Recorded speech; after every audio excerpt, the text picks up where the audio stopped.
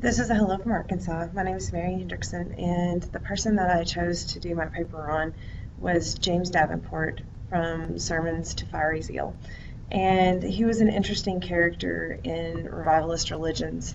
He's most known for the events that happened on March 6th and March 7th when he did a book burning at Christopher's Wharf.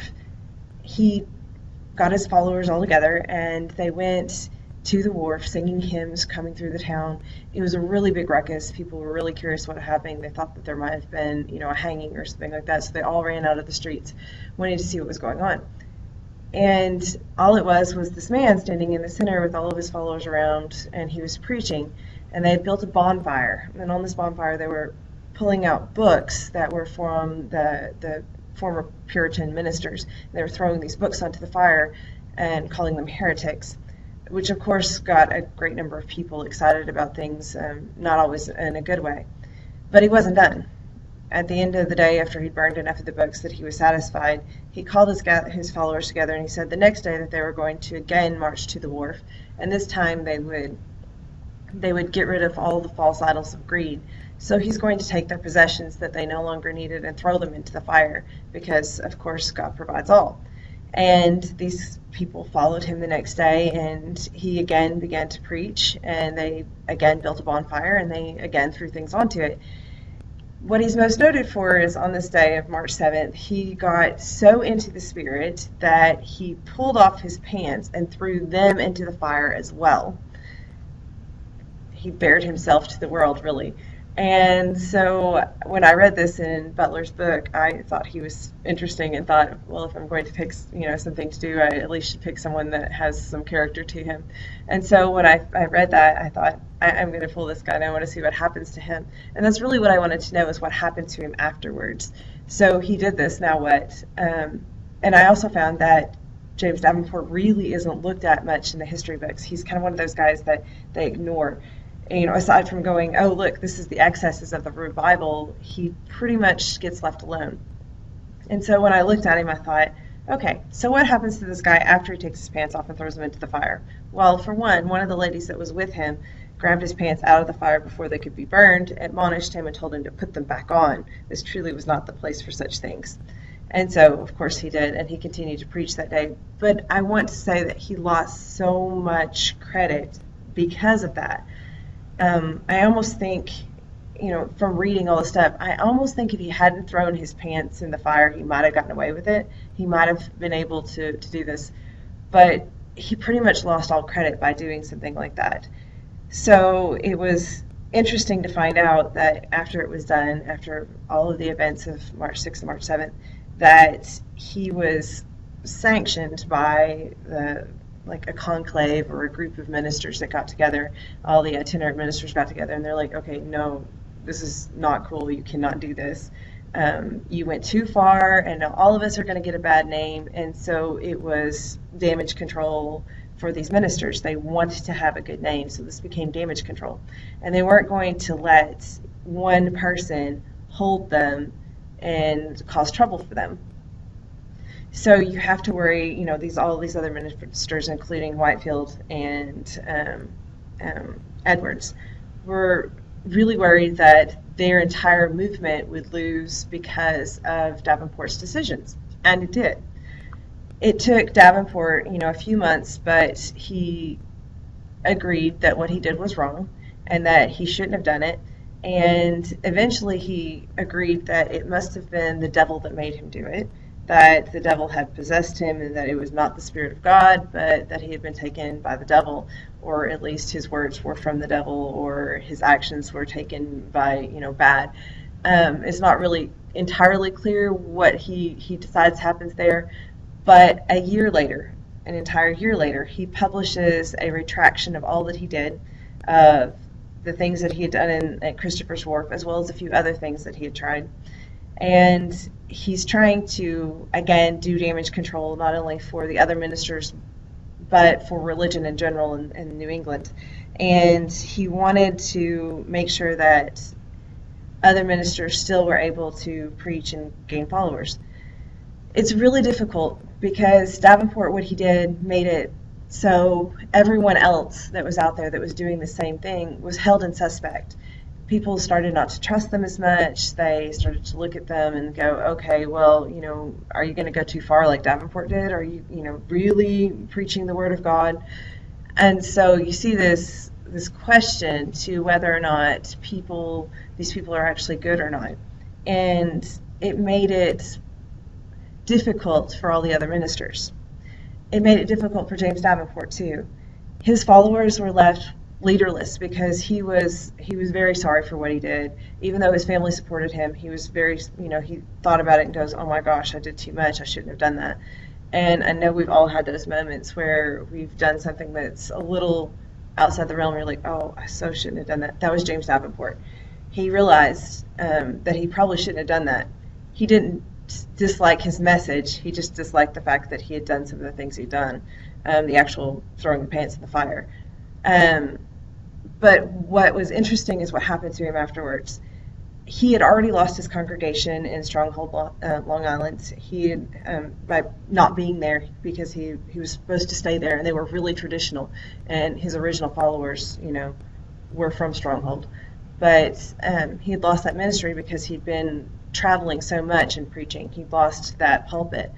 So he needed to find a new long-term job. That was really difficult after what he did. It made it extremely difficult for him to find a job. It made it extremely difficult for him to have one of any long term.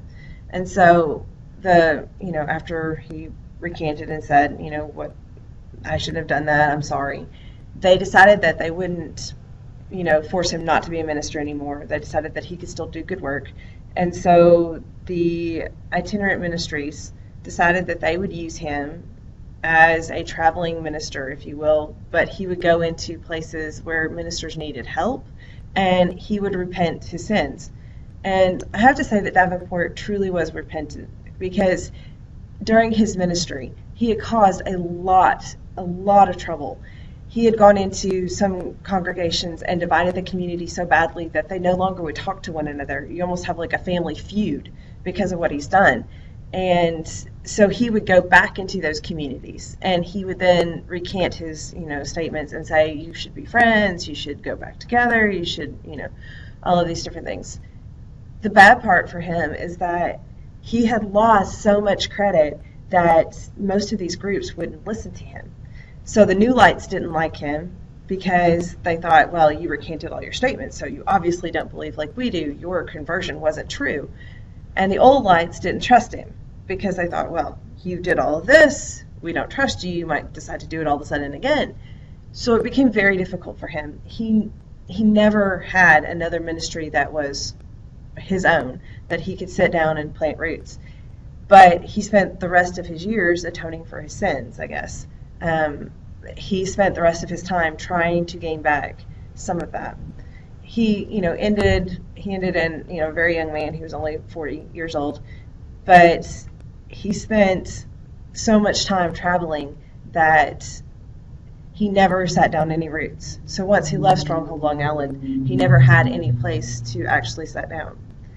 The other part that I wanted to look at was, how did Davenport actually get there? How did he actually come to this epiphany of fiery zeal on March 6th and 7th?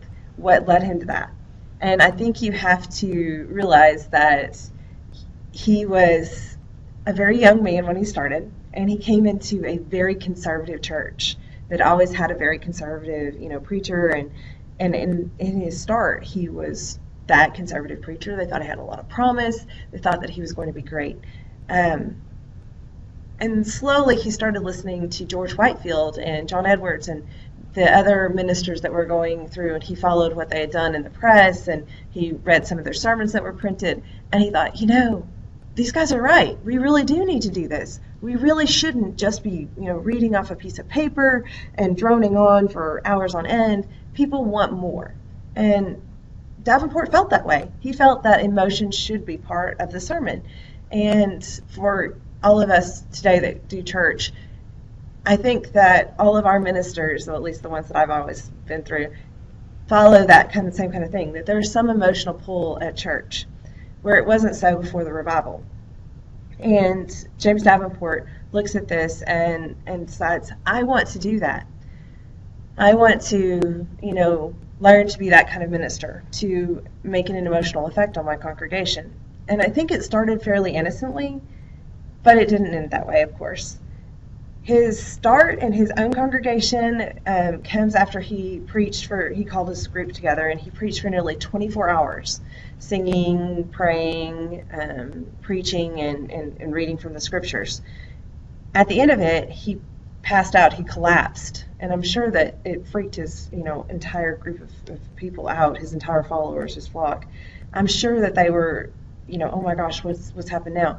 And from that point on, it seems like this was the turning point for James Davenport. It seems like from that point on, he no longer was that traditional minister. He became the one that was going to end up in, Christopher's Wharf.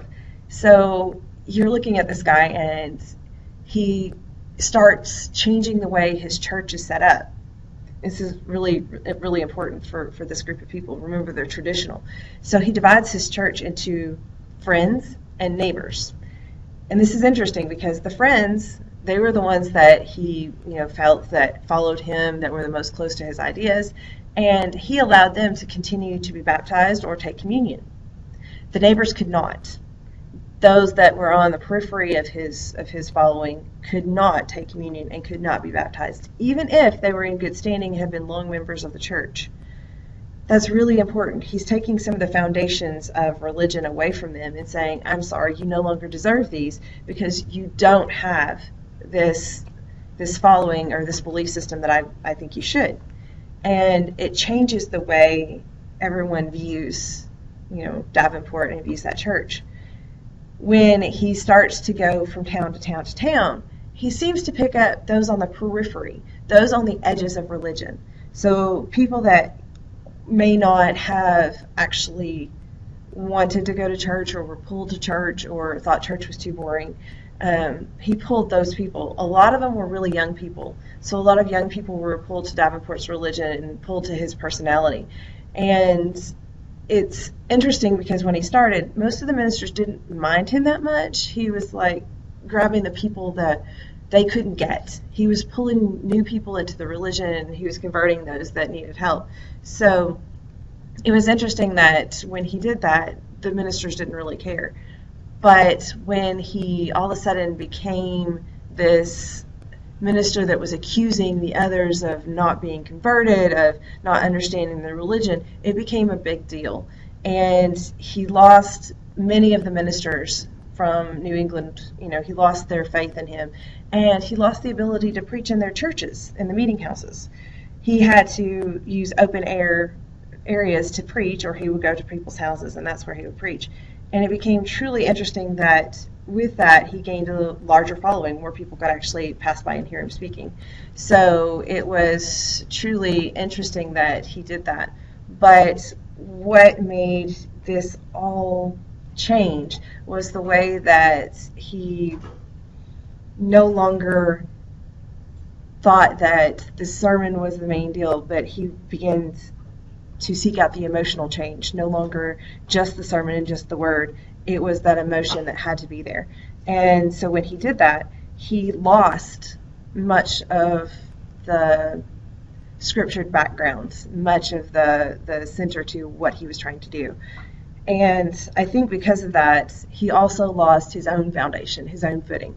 And he became more erratic. He became really odd in the way that he did things. He began to repeat the same phrases over and over and over, and the same hymns. He would have them sing them over and over and over. It was 60 times in a sermon session. He'd make them sing the same hymn, and he'd make them sing it really, really fast. And he just became erratic in the way that he did things. And his antics throughout New England became very erratic. And he got in the newspaper, he got bad press, and yet he still gained these people that were on the fringe, and he still gained the young people. And you almost wonder if it was the shock factor that made these people want to join him. And so I think when he led his followers to Christopher's Wharf, they truly believed that what they were doing was getting rid of and breaking with the tradition, and that they were going to be the new foundation of the church.